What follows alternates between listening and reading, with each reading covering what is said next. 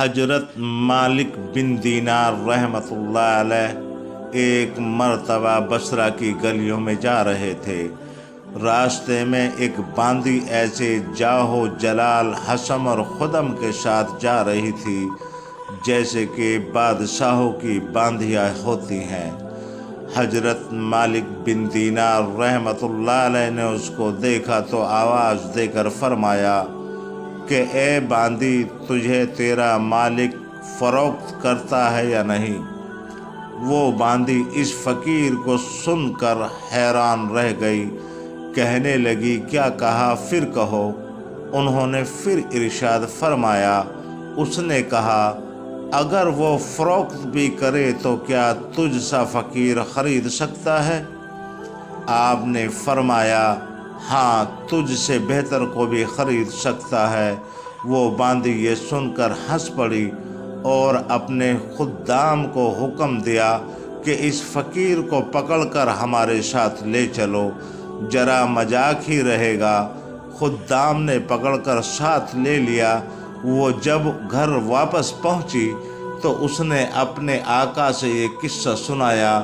وہ بھی سن کر بہت ہنسا اور ان کو اپنے سامنے لانے کا حکم دیا۔ جب سامنے پیش کیے گئے تو اس آقا کے دل پر ایک ہیبت سی چھا گئی۔ وہ کہنے لگا آپ کیا چاہتے ہیں؟ انہوں نے فرمایا کہ تو اپنی باندی میرے ہاتھ فروخت کر دے۔ اس نے پوچھا کہ آپ اس کی قیمت دے سکتے ہیں؟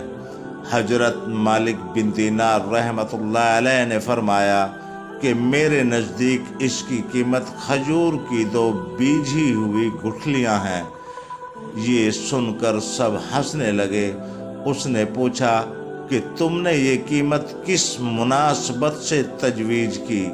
انہوں نے فرمایا کہ اس میں عیب بہت ہیں۔ اس نے پوچھا کہ اس میں کیا کیا عیب ہیں؟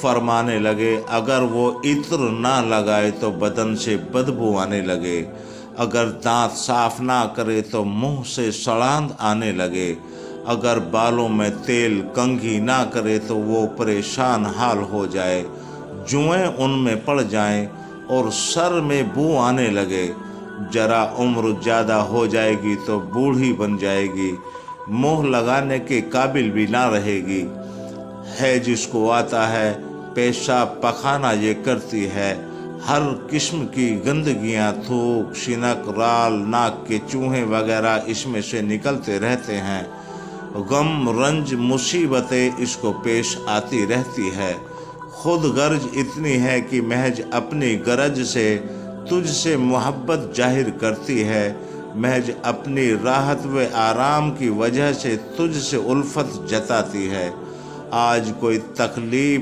تجھ میں پہنچ جائے تو ساری محبت ختم ہو جائے، انتہائی بے وفا، کوئی قول قرار پورا نہ کرے، اس کی ساری محبت جھوٹی ہے، کل کو تیرے بعد کسی دوسرے کے پہلو میں بیٹھے گی تو اس سے بھی اس کی محبت کے دعوے کرنے لگے گی۔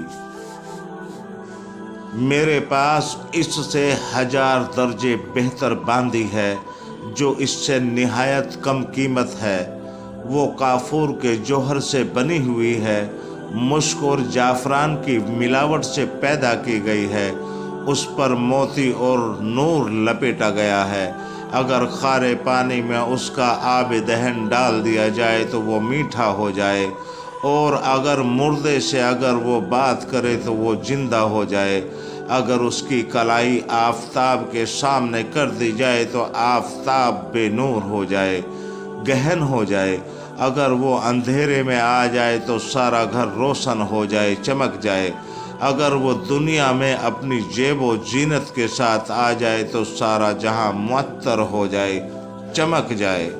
اور باندی نے مشک و جعفران کے باغ میں پرورش پائی ہے، یاقوت اور مرجان کی ٹہنیوں میں کھیلی ہے، ہر طرح کی نعمتوں کے خیمے میں اس کا محل سرائے ہے، تسنیم جو جنت کی نہر میں سے ایک نہر ہے کا پانی پیتی ہے، کبھی وعدہ خلافی نہیں کرتی، اپنی محبت کو نہیں بدلتی، ہرجائی نہیں ہے۔ اب تم ہی بتاؤ کہ قیمت خرچ کرنے کے اعتبار سے کون سی باندی زیادہ موزوں ہے؟ سب نے کہا وہی جس کی آپ نے خبر دی۔ آپ نے فرمایا کہ اس باندی کی قیمت ہر وقت ہر زمانے میں ہر شخص کے پاس موجود ہے۔ لوگوں نے پوچھا کہ اس کی قیمت کیا ہے؟ آپ نے فرمایا اتنی بڑی اہم اور عالیشان چیز کے خریدنے کے لیے بہت معمولی سی قیمت ادا کرنی پڑتی ہے۔ وہ یہ ہے کہ رات کو تھوڑا سا وقت فارغ کر کے اللہ تعالیٰ کے لیے کم سے کم 2 رکعت تہجد کی نفل پڑھ لی جائے، اور جب تم کھانا کھانے بیٹھو تو کسی غریب محتاج کو بھی یاد کر لیا کرو، اور اللہ تعالیٰ کے رجا کو اپنی خواہشات پر غالب کر دو۔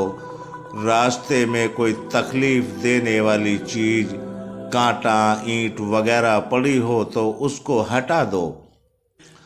دنیا کی زندگی کو معمولی اخراجات کے ساتھ پورا کر دو، اور اپنا فکر و غم اس دھوکے کے گھر سے ہٹا کر ہمیشہ رہنے والے گھر کی طرف لگا دو۔ ان چیزوں پر اہتمام کرنے سے تم دنیا میں عزت کی زندگی گزارو گے، آخرت میں بے فکر اور اعزاز و اکرام کے ساتھ پہنچو گے، اور جنت میں جو نعمتوں کا گھر ہے اس میں اللہ تعالی رب العزت کے پڑوس میں ہمیشہ ہمیشہ رہو گے۔ اس باندی کے آقا نے باندی سے خطاب کر کے پوچھا کہ تو نے شیخ کی باتیں سن لی، یہ سچ ہے یا نہیں؟ باندی نے کہا بالکل سچ ہے، شیخ نے بڑی نصیحت اور خیر خواہی اور بھلائی کی بات بتائی ہے۔ آقا نے کہا کہ اچھا تو اب آزاد ہے، اور اتنا مال تیری نظر ہے، اور اپنے سب غلاموں سے کہا کہ تم بھی سب آزاد ہو، اور میرے مال میں سے اتنا مال تمہاری نظر ہے، اور یہ میرا گھر اور جو کچھ مال اس میں ہے سب اللہ کی راہ میں صدقہ ہے۔ اور گھر کے دروازے پر ایک موٹے سے کپڑے کا پردہ پڑا ہوا تھا، اس کو اتار کر اپنے بدن پر لپیٹ لیا، اور اپنا سارا لباس فاقرہ اتار کر صدقہ کر دیا۔ اس باندی نے کہا میرے آقا تمہارے بعد میرے لیے بھی یہ زندگی خوشگوار نہیں ہے، اور اس نے بھی ایک موٹا سا کپڑا پہن کر اپنا سارا زیب و زینت اور سارا لباس اور اپنا سارا مال و متاع صدقہ کر کے آقا کے ساتھ ہی ہو لی، اور مالک بن دینار رحمۃ اللہ علیہ ان کو دعائیں دیتے ہوئے ان سے رخصت ہو گئے، اور وہ دونوں اس سارے عیش و عشرت کو طلاق دے کر اللہ کی عبادت میں مشغول ہو گئے، اور اسی حالت میں ان کا انتقال ہو گیا۔ غفر اللہ لنا ولہم، اللہ اکبر۔